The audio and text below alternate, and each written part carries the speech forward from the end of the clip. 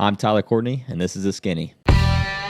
From the Fatheads Eyewear Studios in Speedway, Indiana, this is The Skinny, brought to you by Toyota, Rhino Classifieds, General Tire, and Dream Giveaway. This segment of The Skinny is brought to you by General Tire. It's more than just a slogan. Anywhere is possible with General Tire. General Tire's Grabber X3 mud terrain tire offers aggressive styling and is engineered for durability with innovative performance features that are ready to carry you through extreme mud, dirt, and rock-covered terrain. For extreme traction that's ready for anything and rugged styling to match, look no further than the Grabber X3. Make your anywhere possible by visiting GeneralTire.com today.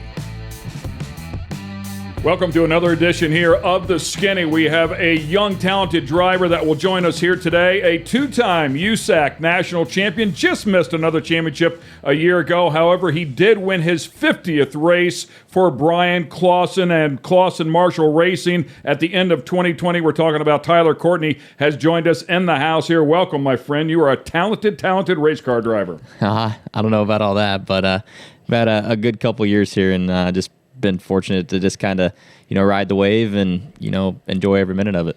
Definitely known as a USAC premier driver, but you guys took a step out of your comfort zone and went a whole different direction. I don't want to say a whole different direction, but you put a wing on top of it. Yeah, so, we kind of, we're a USAC team, at heart, and we kind of just ran its course. We kind of did everything almost everything we wanted to do, and, won 2 championships, and just me as a driver I had other things that I wanted to do, and we approached it as a team together to see if it made sense to go this route, and it did. So last year we kind of did a 50-50 season split between USAC and the All-Stars Outlaws with the wing car, and we ran a little bit better than we thought we were going to, so we kind of just made the big step to go full-time with the All-Stars series this year, and it's been great. It's been a good first start to the season, or first half, and it was definitely a big jump to go do that, especially you're at the top of your game, so to say, in USAC, and you're taking yourself right back down to the bottom where you're a rookie and haven't proved yourself at all. So I think you've proved yourself. Yeah, so I think you've done all right with it. It's been fun because it's been tough, and it's been for me to prove not only to people but to myself that I can go do this. And it's kind of you have to take your ego and set it aside, because you're at the top of this game, but now you're nobody. So you got to take your lumps and move on, and it's worked out so far, and I feel like we're just kind of getting started. Yeah, for the fans that are listening in, what we're alluding to here is the fact that he's made the switch from USAC over to the All-Star Circuit of Champions. Learning curve, I don't know if you want to call it that or not, because he comes in sitting here today with 5 wins and 15 top 5s and leading in the points. So, yeah, I'd say it's safe to say that you're off to a pretty good start here in 2021. Yeah, no, this is our learning curve. Then, I'm excited for what's to lay ahead, and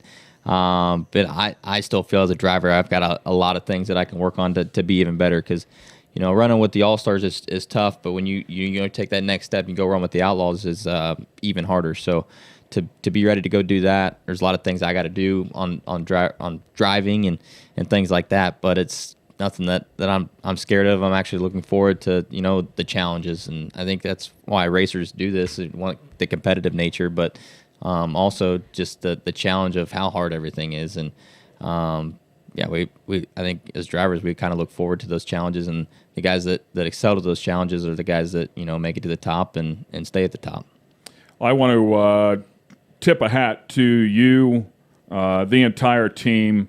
When you go back and you take a look at the entire story, obviously, of the Clauson Marshall team and what the Clausons went through, losing Brian, of course, I know a very, very good friend of yours, but his father making that decision to push forward in racing, came back to Chili Bowl that next year with a massive team and a massive effort. And speaking of Chili Bowl, 2011 Rookie of the Year Chili Bowl, Yep. As you are, but you lived that entire time. You were really a lifelong friend of that family. Walk us through that whole environment from the time you got to that team. I mean, you were literally just a wrench on Brian's car, learning from him, and finally got up to the point where you were able to drive. You learned a lot from him, and then, of course, we all lost him, and it was devastating hit. Yeah, so I've known Brian and Tim since I was, probably 8 or 9 or 10 years old. Brian and them would come back to the Courtney-The track and, be an ambassador, things like that. And so got to the point where I was, I just turned, 14 or 15, and I was kind of, it was time to start thinking about taking the next step in my driving career. And so I, got a hold of Tim and, kind of asked him what direction I needed to go in. And he said, well, how big's your checkbook? And I said, well, I don't have a checkbook. So, and, but he offered for me to come help them that summer. Just, they just kind of, Brian had just got done with his NASCAR stint. And then they were building a full-time USAC team. So they needed some help. And, I felt like it was a good opportunity for me to go learn. And man, I remember all that. Yeah. The 2 summers that I got to spend with them was incredible.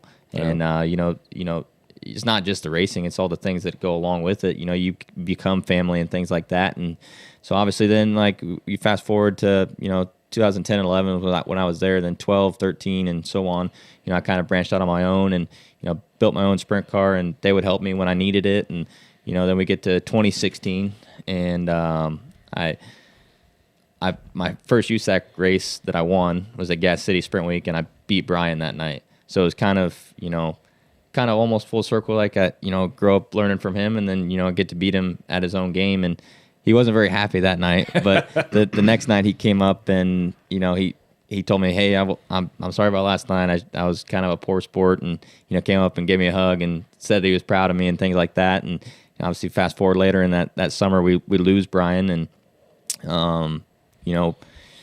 get to, we get through the funeral and everything. And, obviously at this point I'm really close with the Clausons again, through this obviously tough process. And and Tim comes to me.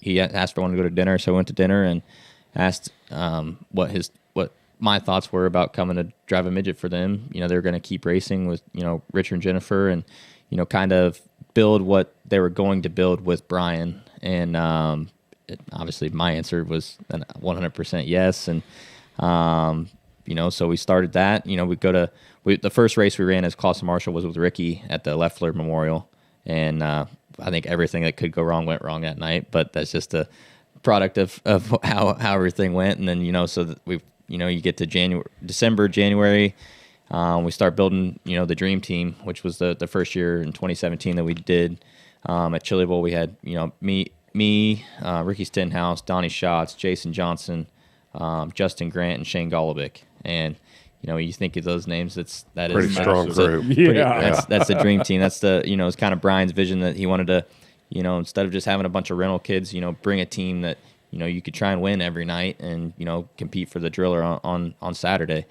And we were able to, we won 2 prelim nights that year, and I think Justin ran 3rd on Saturday. So it was a great way to start a new team like that, and in honor of the guy that we all loved and learned from and things like that. And I think for the Clausons and myself included, the only thing we knew how to do to get past everything was just keep racing. And it's not just racing, it's a family. Racing is a family, and you see it across all forms. When we have a tragedy like that, and in any form of motorsports, that the whole motorsports community comes together and really helps those people get through the hardest situation in their life.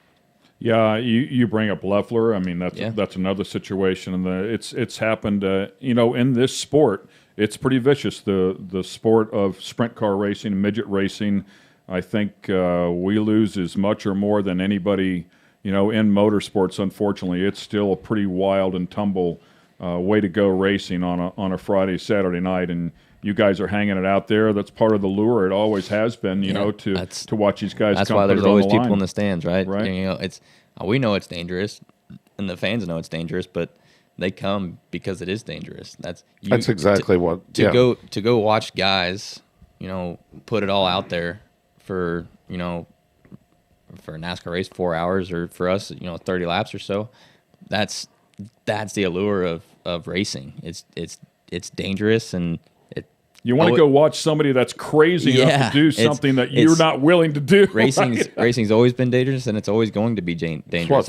Obviously, we keep making safety improvements and things like that to minimize those situations. But at the end of the day, unfortunately, it's gonna happen. And but I always tell people that kind of question me racing. I said I could go drive my car home tonight, and somebody can hit me. I feel safer out on a racetrack because those guys are professionals. You're driving home with most of them. Most of them. We won't go there, but you're driving home with some real crazies. With some real crazies, and so at least that are texting and eating and putting makeup on. Yeah, it's chasing their beer. I always tell them life's dangerous, so it's just a matter of what you choose to do with your life to make it fun. It's all about timing. Yeah. When it is, when it's time. It's unfortunate that's the way it is, but that's life. It's like Forrest Lucas told me one time. It was shortly after we lost Scotty Coletta.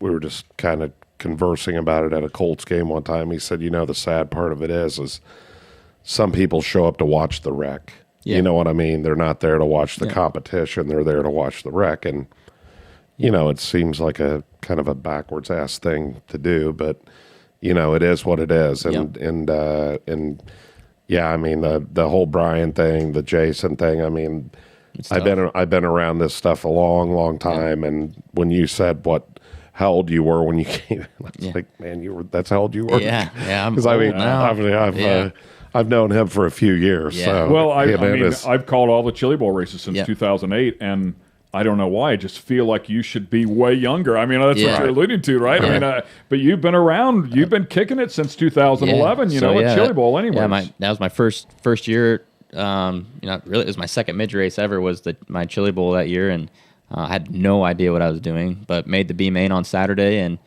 Rico Abreu was a rookie that year too. We had actually a really good rookie class that year, and I just did good enough to get the award. But no, it was awesome. And then once you do Chili Bowl once, you can't not do it. You got to go. So, I know you mentioned Justin, by the way, finishing third. But if my information's correct, 2017, you finished sixth in the A main on Saturday night. Yeah, I think I've ran sixth twice, and Saturday's just not been that good to me. But sixth on Saturday. I know, but dude, at the Chili Bowl, are you kidding me? Just getting to that.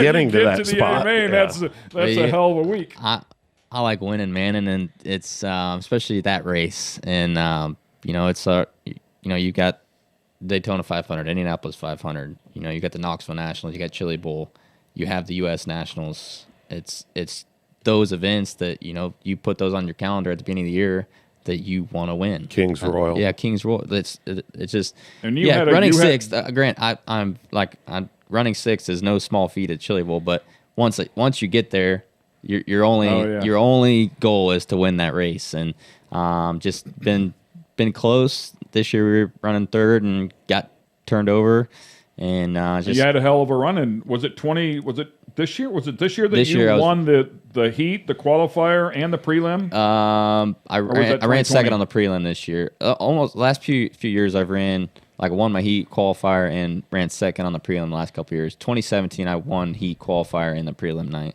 Yeah.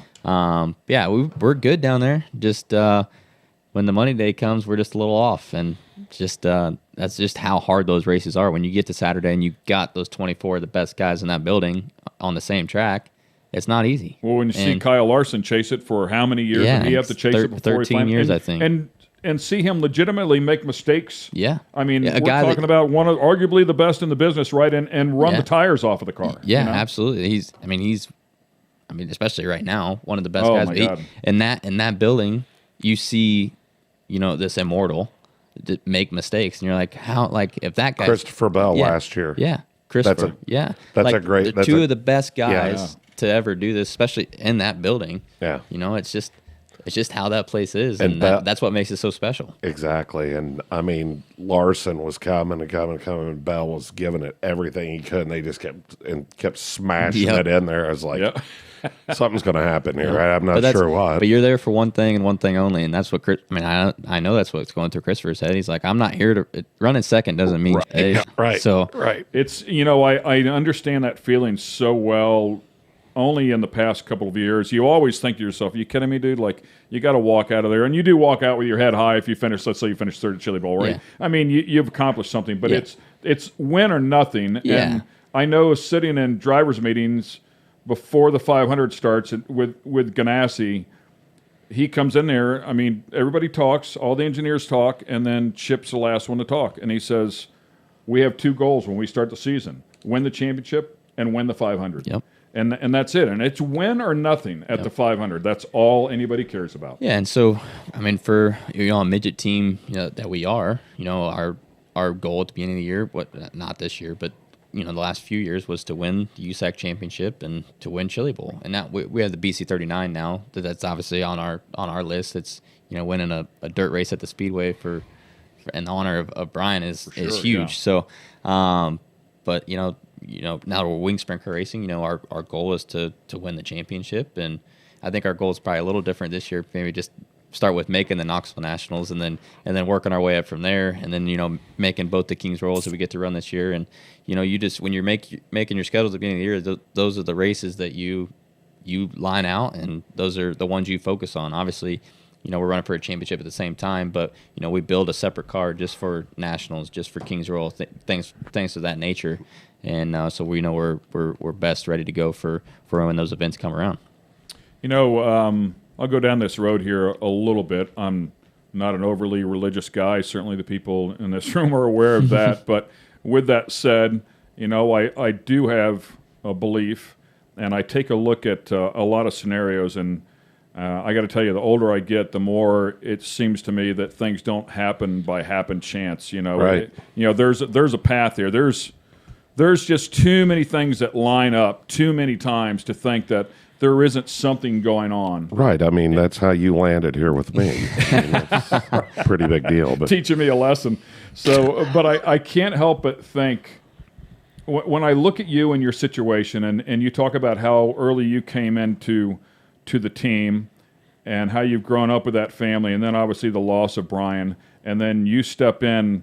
I mean, what are the chances that you step in, and you become as good as you are? It's not like it's not like because you hopped in that car, which is good equipment, and you spoke with Brian, you had some good mentors, a good coaching, that you're going to be good. Yeah. I mean, you're a straight-up badass race car driver. I mean, and you've beaten the absolute best, and you continue to do so. Is it me, man? I mean, I just find it a little odd that this and scenario lines up the way it is. And I've, like I said, I've been watching you since you started. There's a few that have started that I thought were absolute weapons and thought that they should never do it, and have sorted themselves out, and some of them still haven't and still do that. The great thing about it is with you were always calm. You always stayed straight. It wasn't a bunch of wild. I mean, Paul Tracy's kind of an older guy, and he's still kind of driving like a weapon. He did it at the SRX race. Kind of. He's wiping people He out. got driving like a weapon in the Webster. There's a picture of Paul Tracy sitting right there. He's a psycho. He wiped out Labonte and then went to shake his hand. Labonte waved him off. It's like, get out of here. He did his best to wipe out Elio. I don't know. Elio hung on to the thing. I don't know how he did it. But no, I think, timing is obviously, it was impeccable, really. But obviously, I don't think that I'm in the same situation without, Brian leaving us. But I think it was, this was, almost meant to happen. I don't really know if that's the right way to say it, but it's been the best thing to happen for myself. I think, my entire team, the Marshalls, the Clausons, everybody. I think it's been an awesome experience the last 5 years that we've gotten to do this, and I think our success has just been a bonus. I think the rest of it has been us becoming a better family, and almost therapy. You know, like honestly, and it's been crazy. I think, and then obviously I learned from the best. The 2 summers that I got to spend with Brian, I probably learned more watching and working on the race cars than I did driving myself. And then you get to listen to his conversations with his dad, who was the crew chief and who became my crew chief, and you just learn, how they communicate and, why Brian went and did that. And how did he know that guy was going to do that? And he's like, well, I watch him when I'm not racing, I go and watch that guy so I can know what that guy's going to do, what he tends to do. And so you take those things and you learn. And then they formed me into a championship driver. I think I was capable of winning races before I got there. I don't know if I was capable of winning championships. They kind of, turned me in at, hey, we don't have to win every night. We can, if we put ourselves in the spot to win every night, we're going to win our fair share of races. But if you don't have a winning car and you're running fifth, run fifth. Right. And that's just, it goes a long way. But yeah, those 2 summers probably honestly did more for me than anything. And I didn't even drive a race car those 2 summers. You mentioned it, you've referenced it a couple times, and you keep bringing up family. And I think you guys are a great example. Certainly Tim, what Tim had to do, I just can't even imagine the strength it requires to push forward after losing your son. But we constantly talk about the racing family. And it's a camaraderie that nobody really understands unless you're out there living the life. But you guys are a great example of Tim pressing forward because he lost his son. If he stops racing, now he loses. He lost everything. Yeah, he's lost everything. He really has lost his family. Yeah. And, I think that's the beauty of the racing family is that he, like you said, he lost his son. If he just gave up racing, then he lost everything that he ever had. He lost his son and then the rest of his family. Obviously he has his family, but the racing family is second to none, honestly. If you're ever in a bad spot, the racing family steps up in ways that you don't even believe until it happens. Yeah, there's nothing you could yearn for that right. that if you really needed it, the racing family wouldn't step up and the thing, and exactly, and the thing about it with Caitlin, my daughter, and her whole situation with leukemia and everything. Absolutely amazing, the outpouring. Just from my involvement in racing and everybody knowing her. Yep. Are you guys the same age? I think she might be a year older than me. I think. Okay. I thought you guys were. Yeah, we're pretty close, though. Yeah, that's what I was thinking. So it's just, and it's amazing whether it's it was more from the driver's side, the ownership side, and but there's been things that we've put on. She did a blood drive here at the shop when I was out on the road, but they had to turn people away. That's how many people they had to come awesome. And donate. So, and a lot of, Connor was here, daily, and a lot of other folks. But our first group, or one of our first people we probably ever sponsored was Coddle. Shane. Was Shane, and when he didn't know what car he was driving, but he was driving. Yeah. And we had him, Stambro, of course, Dave Darlin forever, and so it's it's something that I have a passion for, and that's probably one of the main reasons we're involved in it. But it's turned into a great business for us, because the race fan is an unbelievable loyal fan. Absolutely. NOS could spend money anywhere they wanted, and they have found a way to put a hell of a marketing program together around the racing. And they've seen the return on it. Yeah. Because like you just said, race fans are the most loyal fans. Unbelievably. I get tweets all the time. People, I got an Austin to drink for supporting Tyler Courtney or Justin Grant or Chris Wyndham or Sheldon Hahn Shield. And it's just awesome to kind of, be a part of, something like that and see, how involved the fans get. And it's the reason we get to have the sponsors that we have. So it's just really cool to be a part of it. It's pretty amazing the people that Lauren picked. Yeah. Yeah. She picked a good crop of, it's a great group. Good crop of guys. Yeah. It's unbelievable. We're going to take a quick break here. We'll be right back on the other side with more information about Tyler Courtney.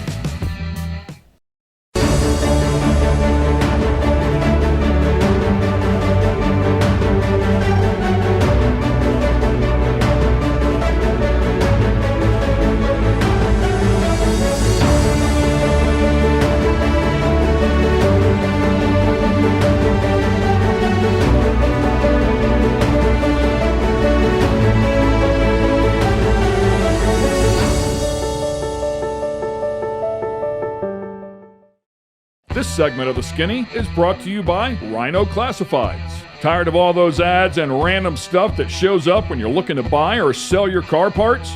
Rhino Classifieds was created just for you.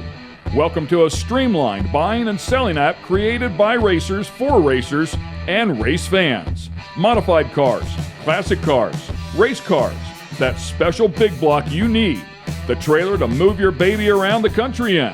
We got you at rhino.co. Is your brother? Yeah, I'm a twin. Twins, Yep, right? we got two different birthdays. He was born at 11:30 on the 22nd. I was 1:30 the next day. So we park next to each other at Chili Bowl because they have a couple cars. Yes. And so our pits are right next to each other. And so I'm just a driver. So I show up at 3 o'clock or so. But he's there with his cars working on them and stuff. And half people, he's like, dude, I took so many pictures today. He said I finally just. I stopped telling him I wasn't you and just took pictures and signed my name. So that's the way Mario's brother was all the time. Well, Aldo was him in the picture of the 63 front row because Mario got burned up. 63, wasn't that correct? Yeah, so it was right there somewhere, but it was Mario was the front row, and he was so burnt, his face was all messed up, and Aldo's the one actually in that picture. Yeah, it's funny. It's, most people have started to figure it out now. And as soon as I talked to him, I mean, I knew you guys were. It's he moved to Texas right when we turned 20, and so that's kind of right when I first started racing a lot, sprint kart, and started making a name for myself. And so he wasn't around a lot for people to know that I had a twin. And so the social media and things now, people are like, oh, then so we think we saw him in Texas. Yeah. But he's racing in Indiana. Yeah. And what is this? Yeah, so it's it's been fun, and kind of a fun way for him to screw with fans. And so he does. Like he drives as well. He races. He's got a 305 sprint car, and then he's got a modified as well that he runs down there, mostly Devil's Bowl and the area tracks around there in Dallas. And he's actually he just married Kevin Ramey. So he married his daughter about just over a year ago. I was just going to say, I'm glad you followed up with his daughter because you said he married Kevin Ramey. I'm married his daughter, and it's like we're all inclusive. Not that here, that's a bad thing. It's just the age difference. Yes. So could be his dad, type of thing. One racing family into the next, and they've got a compound down there they all live on, and they've got a big shop with. I think they've got a late model, 2 modifieds, a couple midgets. What's he doing down there? So he works. Do you remember the Print Place people? Yeah. So that guy, he started out working at when it was called Print Place, and the guy sold it, and I don't know what it's called now. But so he works there. He's I don't even some kind of manager. He hired they let him hire guys and things like that. And we cool. Growing up, we were in the immersion program in Lawrence and here in Indianapolis, and so. We were fluent in Spanish, so he gets to use that quite a bit down there, being in Texas and things like that. So that helps a lot. It's funny because he's always like, my employees forget that I can speak Spanish half the time, so I catch him trying to talk crap, and then I start speaking Spanish, like, oh, busted. Yep. Well, that's pretty cool that he's driving a race car. Yeah, as well. so he doesn't do it for a living or anything, but he has a blast doing it. So. Was he doing quarter midgets? Yeah, so we did quarter midgets. We did quarter midgets all the way through the micros, and then kind of when I started going to work for Brian, he just kind of went a different way, and then he ended up in Texas, working on micros for a buddy of ours, and then because I remember him being around. Yeah. So and then he worked for Tracy for a couple years, or not a couple years, but for a year, and then right after he was done working for Tracy, he moved to Texas. For Tracy Hines. Paul Tracy. Wines. Oh, Tracy Hines. Tracy Hines. Yep. I mean, it's about you're talking about Paul got me Paul Tracy infiltrated my brain with we can just say you work for Krista. Yeah. So I was in Sandusky. Yep. I saw Krista and Tracy and their family. Yep. So I grew up with Tracy. Yeah. One of a kind. Oh. So he every time I would see him, he would always poke fun of me. Wow, looks like you're putting some weight on, and just being Tracy, because that's him. Yep. And then so I saw him. I said, "Wow, Jim, looks like your belly's growing." That's his dad. Like his dad's got a little pop belly. Looks just like his dad. Yeah. But it's funny. I've got a good story about Tracy. So first year racing sprint cars, I've got my own car, maybe a couple spares, things like that. So this thing, it's a heap of junk. It ain't nothing to look at. It's nothing special, but it did the job. And so we're in West Memphis, and he's parked next to me. And Tracy, he helped me out quite a bit. This isn't to rag on Tracy or anything, but so he comes up, he's looking at my car, and he's like, "Your motor plate's bent." I'm like, "Yep." He's like, That's my trick. Yeah. He's like, "You're not gonna fix." He's like, "You're not gonna fix it." I said, "I don't have anything to fix it with, or anything to put in it to replace it." So I said, "Everything's square where it needs to be. I'm just gonna keep running it." So I went quick time that night and beat him in the feature. And I said, "Hey, I'll sell you one of these." Yeah, I said, "Hey, you might want to bend your motor plate if you want to go faster." And he just Tracy. He's like, "It shouldn't work." I said, "I agree. It probably shouldn't work, but it did tonight. So I'll take what I can get." That tape measure doesn't lie, man. Yeah. So that's awesome stuff. Those stories are so cool that, when you start thinking about them, And it's when you're doing it at the time, you don't, Tracy's a legend in our sport, obviously, and, you're getting to race with those guys and you're just doing it. So that's this same night I ran third, John Stamper won, and Dave Darlin ran second. So when you sit back and you think, you're like, all right, this is my rookie year racing a sprint car, and I just ran third. I'm mad the night at the time because I ran third. Like, I felt like I should have ran better than that, but I couldn't realize that I was a rookie and that two of the best sprint car drivers that have ever lived beat me that night. But now you can sit back and you're like, wow, that's pretty dang cool. I watched Stambro so many times do so many things with a car that just didn't seem feasible. And watch him back it into a turn, I mean, it was almost like he had it in reverse, you know, going in there. And I remember we were racing the Eastern Storm. It was the first year out there, and Buckley was doing his video thing, and I don't know. Anyhow, we were out there, hanging out, and it was just amazing. I think we had Hunter and John that year that we had sponsored. So, but yeah, it's so Hunter's running All Stars. Yep. He's on a full-time deal with that too. Yeah. So they're full-time. They're supposed to run the whole thing, and then hit the same outlaw shows that we kind of go to, the ones that don't conflict with the All-Star thing.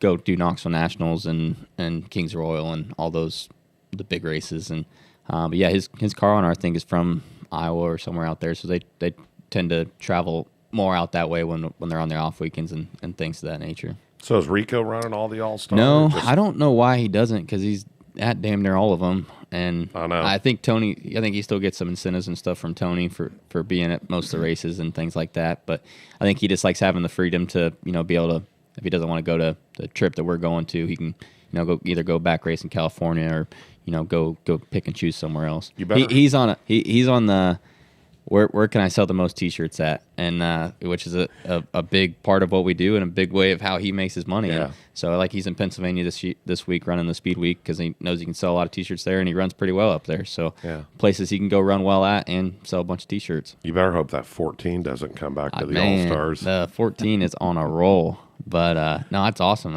I love it. Yeah. Good for Kerry, and I texted Ricky both nights that they won last week because I don't think I've seen him smile like that in a long time. So obviously he's been through a lot the last couple of years. So for him to have a smile says a lot. And I'm telling you, it was I was standing in the driveway at Earl's house where Roger lives now at Eldora Thursday night with Tony sitting on the four-wheeler holding his phone like this as we're watching it on Dirt Vision. And then the next night I think we watched it. So he couldn't get it put together the third night, though, huh?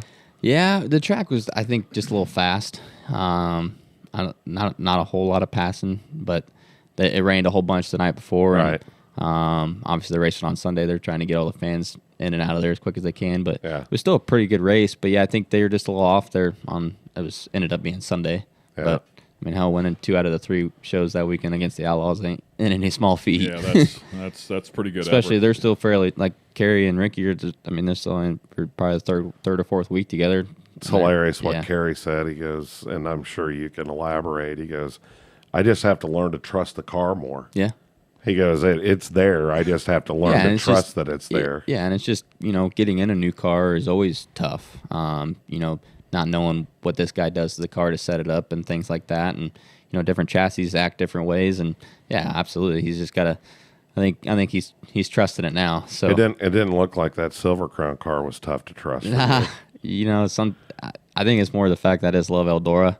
And I don't care what I'm driving there. I just want to be fast and you were fast. I look at the half miles, like Eldora, Knoxville, Terre Haute, Williams Grove, Port Royal. You look at those places and you look at the guys that have won there. And, back in the day, they didn't have quarter miles. They had half miles. That's all those guys ran, half miles and miles. So you go and win at those places, you can add your name to the list of bad MFers that won there before you. That's pretty cool. And that's when I go to half miles, that's my goal. I want to be one of those guys and be on that list. Time for a quick break. Don't go away.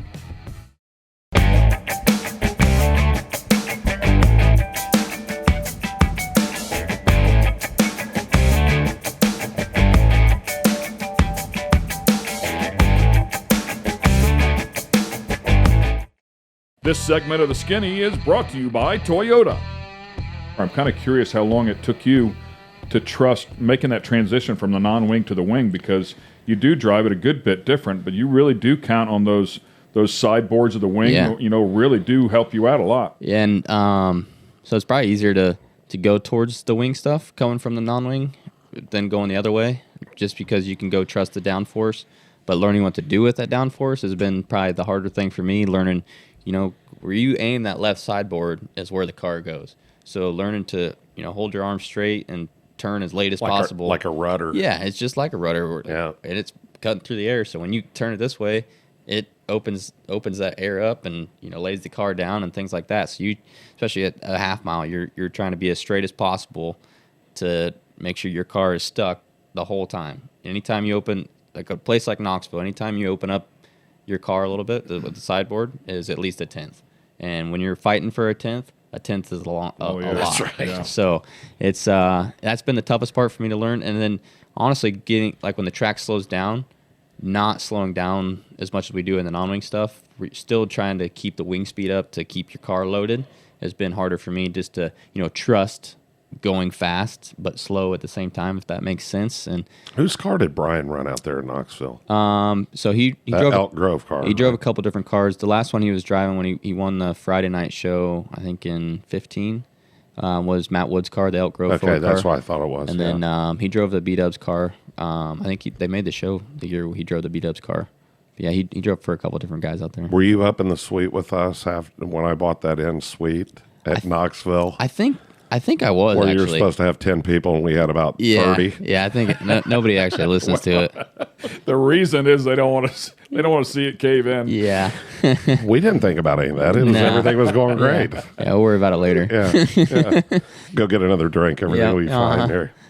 Yeah, I was just thinking about that. I remembered watching Brian go to it, and I mean, listen, Matt Wood has exceptional stuff. We've sponsored some guys that drove the B-Dubs car, and good stuff too. But the equipment that Clauson Marshall has is nothing short of extraordinary. I mean, it's pretty amazing to watch some of the things that go on there. Yeah, and having a car, the car owners that we do, we have a meeting tomorrow, but always in our meeting, one of the topics is, what do we need? If we need anything at all? And because Richard, he said he never wants us to have the excuse that we didn't have the best thing possible.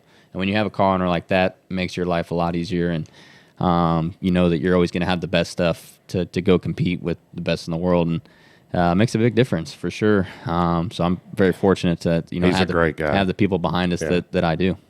Do you get excited? I mean, just recently, Kyle Larson wins. Rico's second. You're third.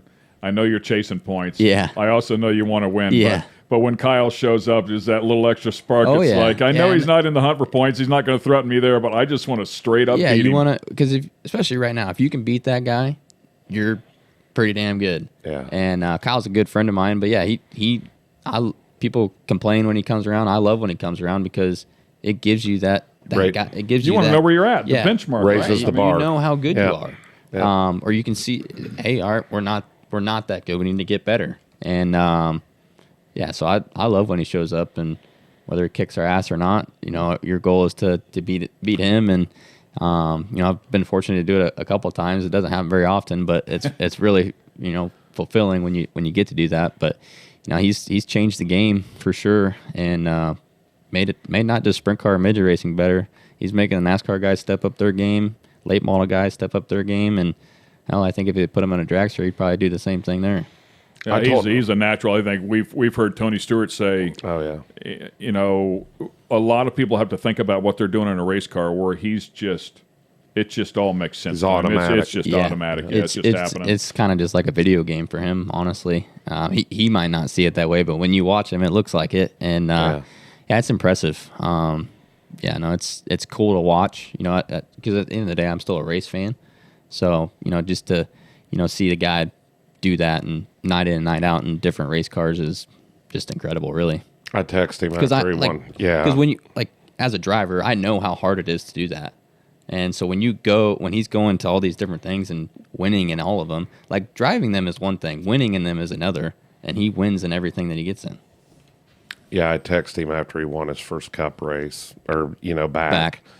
And I just told him I talked to him when all of the stuff had happened and everything, and just said, listen, man, this is a minor setback. You'll get things sorted out and be better than ever. And over the years, I've watched a lot of people do things that have set them back in their career. Generally, it wasn't something like that. It was usually something where they had there was a few guys that we helped that unfortunately had some substance abuse issues, and so they get out of there, and it's like, listen, if you want it bad enough, you'll get back, and you'll make it happen. Yeah, and there's one person that controls what you do, and it's yourself. Yeah, and I texted him after he won. I said you deserve it. Yep, I said absolutely. And so I read an article the other day and can't remember where it was at now, but it says Kyle Larson is Rick Hendrick's biggest problem, because now it's like, okay, now what do we do? Yeah, now what do we do?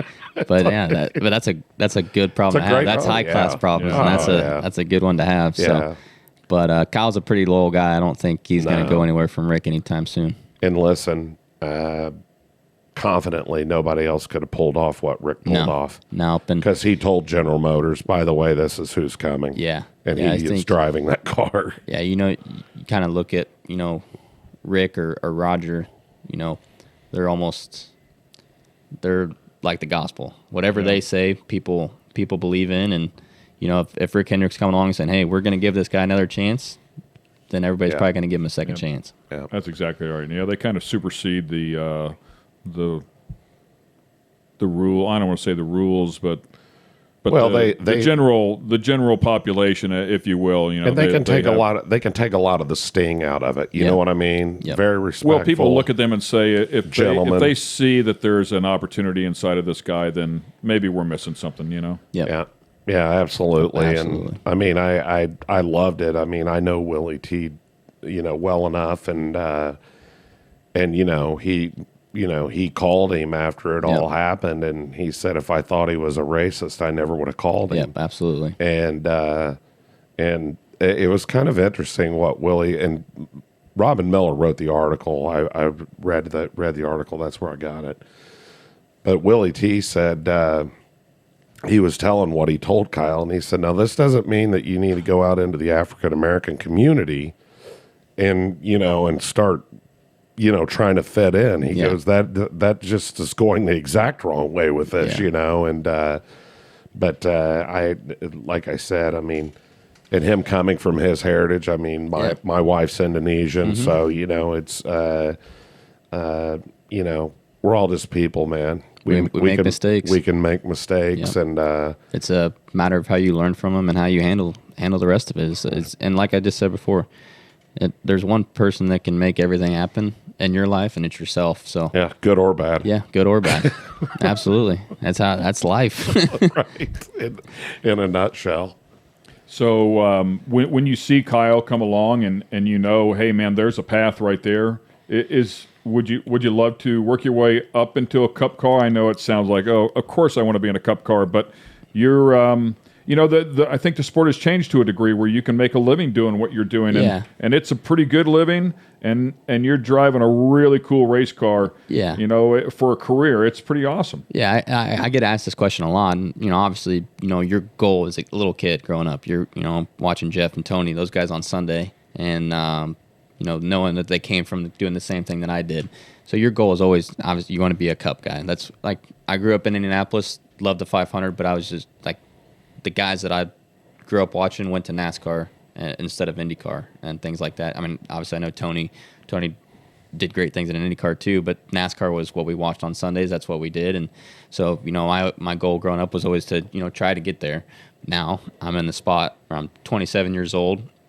I don't have a gajillion dollars behind me to go down south. I think I have the talent to be competitive down there, and I don't have the time anymore to do what a Chase Briscoe did, and give up everything that he had here to go sweep floors and work his way up from the bottom to the top and rightfully earn his right to race on Sunday. So I'm very comfortable where I'm at, racing sprint cars for a living, and my goal is to be a World of Outlaws sprint car driver now. Not saying I wouldn't. Like if someone came along and said, hey, you want to run a truck race here or there, if it made sense, I would 100% go do it. And to say that I did it, but my goals now have changed to be the best sprint car driver that I can be, and that's what I'm comfortable with. And like you said, I can make a pretty good living at it and have a lot of fun doing it.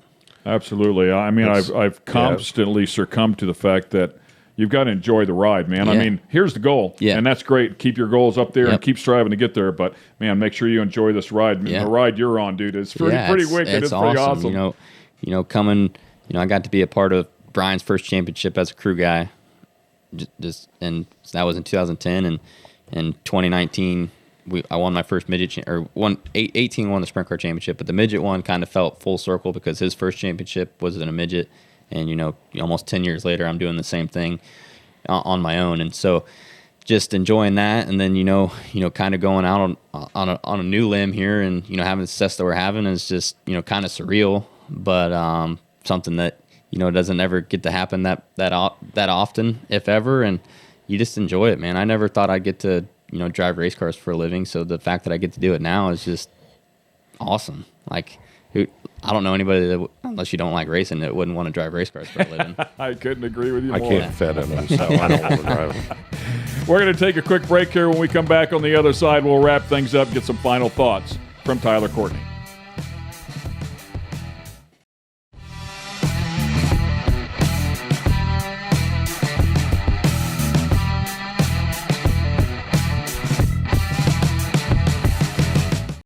This segment of The Skinny is brought to you by Dream Giveaway. Dream Giveaway has been giving away high-end American muscle cars to raise money for charity since 2007. Dream Giveaway is known for giving away classic and new muscle and paying the federal taxes so the winners don't have to. For $25, you can jump in the game, and part of that goes to charity. You'll have a chance at winning some of the coolest cars on the planet. Check it out at dreamgiveaway.com. We always ask everybody, where did you start? Yep. How did you get started? I mean, and I bring this up all the time. Marcus Ericsson, right? Mm-hmm. Marcus Ericsson, he started out racing go-karts in Europe out of the back of his dad's paint van. Yep. I'm like, I love that. This guy ends up in F1, and in Formula One, and then he comes over here, and it was actually kind of entertaining. I got to tell this little tidbit where, you come over from F1, you're a big deal, right? Mm-hmm. Well, we were like, so tell us what your first impression of Indy was. And they were like, and he's like, listen, I've raced this. I mean, he was naming off all these F1 tracks. He goes, nothing ever like that. And the 500 is very hard to explain to anyone until they go. Yeah, and he said he came out of turn 4, and it was like the thing went down to one car lane. Yeah. It's just so all the people on both sides. And so I've spotted, I think I've done maybe 7 500s. I did a couple with Hinchcliffe. The first one I did was with Mikhail Lotion. Then I did one with Jay Howard. And then I've done a couple with Jack Harvey. Was that in 17 with Jay? When he with Dixon? Yes, it was. Wow. So turn 1 or turn 3? I was in turn 1. Oh boy. And so, dude, I'm on the radio like, hey, they're like, I actually didn't even say anything. Something broke. Yeah. I think I'm not really sure. But yeah, it was scary because I was like, man, did I do that? And everyone like, no, it's how it happened. And but yeah, so I've done that one. Then I was in turn 3 when Hinchcliffe crashed.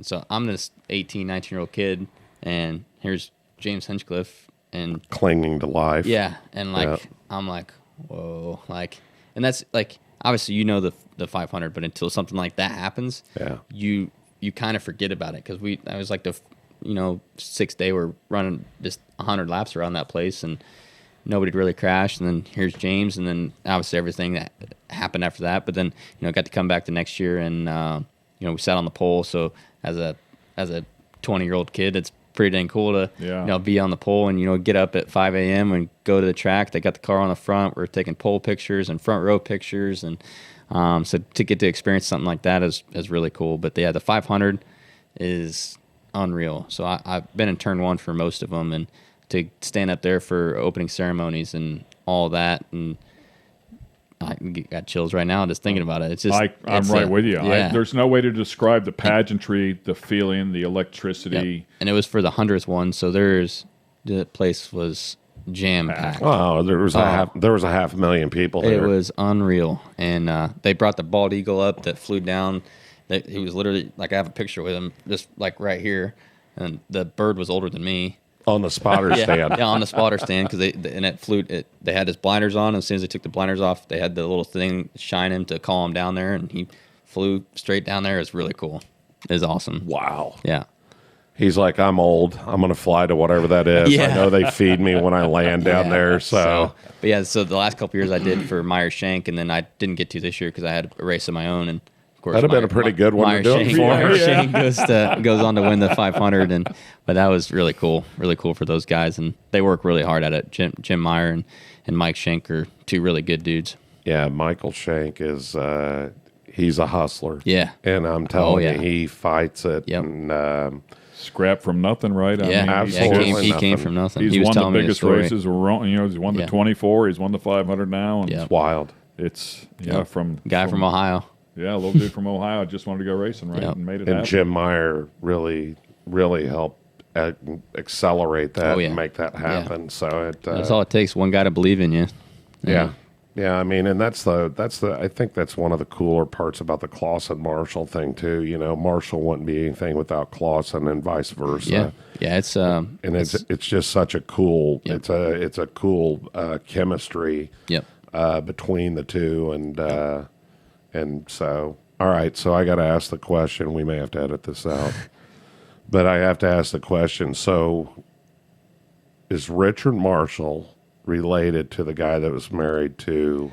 See, I've been asked this question before, and I honestly do not. I already know what you're going to ask. I honestly do not know the answer. Anna Nicole. And so the old man that was married to her. Yeah, and I don't know why I've never asked him, but I guess I should. But yeah, I don't think so, because I feel like that was something. I would feel like that would be something that would get brought up over a couple of beers or something like that. But you would think so, right? But like the same thing would be like, I bet at Knoxville because at the same time, like, we're like, well, that guy had money, and that's where Richard got his money. Richard made all of his own money. Like, did he? Yeah, it's probably not the same deal. He's worked his ass off, and like he's come up from nothing. And same with Jennifer. Jennifer was the same way before she met Richard. She was in fitness, right? And he was in the oil business, correct? And so they've both worked really hard for what they've got, and still work hard. Richard, I don't think Richard ever. He says he's retired, but I don't think he's actually retired. He's always got something going on outside of racing. I know lately he's been big into, I think, the real estate market. They got a house in Vail, and so there's a bunch of property up there that he was kind of looking into and things like that. And those are motivated personalities. They never stop. Yeah, they don't. So it's cool to see and he gets his mindset on something, he does it, and you know that's how he attacks life, and that's obviously why he's so damn successful. And it's cool to have those people around you because it helps you become successful at the same time, and you can learn, you know, a lot of things from those people that and just the way they do things, and they're never. I can always, if I've got questions about things like that, I can always go to them, and they've always got the answer. And if they don't have the answer, they know somebody that does. So and I mean that was the thing. I mean, I traveled with Forrest Lucas for a long time, and you know, just out of pure friendship more than anything, and I'm telling you, one, he's beyond words of funny, and two, he's one of the smartest people I know, and I mean he's just amazing in all of his in his infinite wisdom, if you will, and talk about coming from nothing. I mean he did it. Still, my favorite picture of him is where he's got like the afro and the big black mustache driving that cab over semi. It's like, I told Morgan, I go, that's my favorite picture by all means. So, but no, I mean it's I think anywhere you want to go, man, you're going to go there. So I'm proud of you for what you've done, and it's exciting to watch because. You know, we helped Cody Swanson and have for a long time. You know, Cody's kind of at that age. It's like, okay, well, what's the next step? You know, and you know, and we ran him in ARCA. He was successful in that, and he's good in anything he gets in. And you know, so it you know, I want you to fulfill your dreams, but you know what, you know. Don't fulfill other people's dreams. You know what I mean? If you're happy doing what you're doing, then keep doing it, man. Yeah, and I kind of learned that, you know, a few years ago that you can't live for other people. You got to live for yourself and you know, do the things that you want to do. And I get to wake up and do what I want to do every day. And big hairy winning machine. Yeah. So I love it, man. It's you know, it's been a cool journey, and just you know, one that I hope that doesn't stop here anytime soon. Before we wrap things up here, what is the plan? So obviously All-Star Circuit of the Champions, but you said that the goal is World of Outlaws. So how long do you stick with All-Stars and then make the move? It's just going to be whatever makes sense, honestly. You know, Tony's built a great series, and they keep making it better and better. So if it makes sense to just keep running with them, we're probably going to keep doing that. I think the next logical step would be, you know, to either do another year running the All-Stars or do a year of like a true Outlaw schedule. You know, hit a bunch of All-Star shows, hit the Outlaw shows, go to the Outlaw shows in California at the tracks we haven't ever ran at or anything like that, and do it with no pressure. Because like when you commit to run the Outlaw deal, you go out there, you race for points, and it doesn't matter if you're 12th in points or not. You're still racing against the other guys, and so if you're out there, you know, sucking, it takes all the fun out of it. So we can go out there and, you know, if we suck, it didn't count for anything. We didn't. I mean, obviously, you go out there to learn. You need you're going out there to learn. Much like you did last year, a partial All-Star season. You just go out and learn and hit those tracks that you haven't got to go to yet, and then that way you've got a notebook to go full-time outlaw racing, and you're ready to go and do that sort of thing. So, because you can't just show up with the Outlaws and expect to just win. Those guys, you can't just show up and expect to Larson the Outlaws. Yeah, it's just not. And hell, even this year, he hasn't shown up and Larson the Outlaws this year. He made everyone step up their stuff, and when he shows up now, I think obviously he's in a different situation now, but he's almost a little normal when he shows up with the Outlaws. I say that I think he's still won one or two Outlaw shows already this year, but when you're coming off the year that he had last year, you're just used to him showing up. Yeah, right. If I was a Cup owner, a NASCAR owner, IndyCar owner, you know, that had drivers, I would encourage them to go do what he does. Yeah, and I think you see more guys in the Cup Series going and running, you know, kind of going back to what they grew up racing. You know, Chase goes back and runs the super late model stuff now. Ryan Preece has gone back and run a lot of his modified races. I saw Briscoe's running a wing deal. Yeah, Briscoe's going I think you see more guys, you know, because just racing helps you. And so Larson runs 100 races a year. That's going to help you more than anything. Just racing in anything. And they used to raise hell with them. Hendrick was huge. He was one of the. Him and Gibbs. Yep. Both of them, but and Gibbs maybe worse, but. you know, they would push against that worse than anyone. Yeah, and so it's like especially these now, are more fans. Let's get them watching on Sunday to try to build He did a this media thing. meeting after one of his races, and they were questioning him, and he said, one of them said, you know, do you think it helps you to go to a sprint car back to here? And he said, I absolutely think it helps. He said, most of the guys out here, he said, they're not going to be in a race car now for another week. He said, I'm going to be in a race car another 3 or 4 times before next week. Yeah, and all your motor senses are ready to go. And obviously, 500-mile race is different than a 30-lap race, but you're still using all those same muscles and senses that you need to drive. Your brain is ready to go. Yeah. And he knows when the chase starts or the playoffs, you'll see him back it down until that's over. Sure. And because his goal now, I mean, he's a Cup guy. He wants to win the Cup championship, and I think that's he knows it's for real. It's not something to just go play around in. And but I think until then he's going to keep doing this because it's working for him. Yeah, I think it's working. And you know, Christopher Bell's running a sprint car the next 2 nights. I think you'll see him get back in the sprint car. Depending on what Coach Gibbs allows him to do. That's why I was getting ready to say, which is pretty amazing with Gibbs. But man, you can't deny the proof is in the pudding. Yeah. Like with what those Kyle's guys got done. there doing what they did. There's no reason it's going to keep helping him. Right. And so it's that's cool. Racing's fun. Awesome stuff, man. Keep your eyes on him. He drives a 7BC, sponsored by NOS for Clauson Marshall Racing, chasing the championship in the All-Star Circuit of Champions. And who knows, you might see him out on the West Coast taking some notes somewhere along the way as well. Tyler, Courtney, thank you very much, man. We appreciate you spending some time with us here on The Skinny. I appreciate it, guys. Thank you. I had a blast.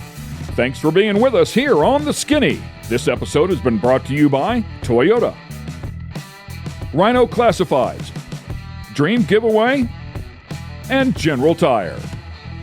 For the latest in sunglasses, optical frames, accessories, and apparel, be sure to check out fatheads.com. That's Fatheads with a Z.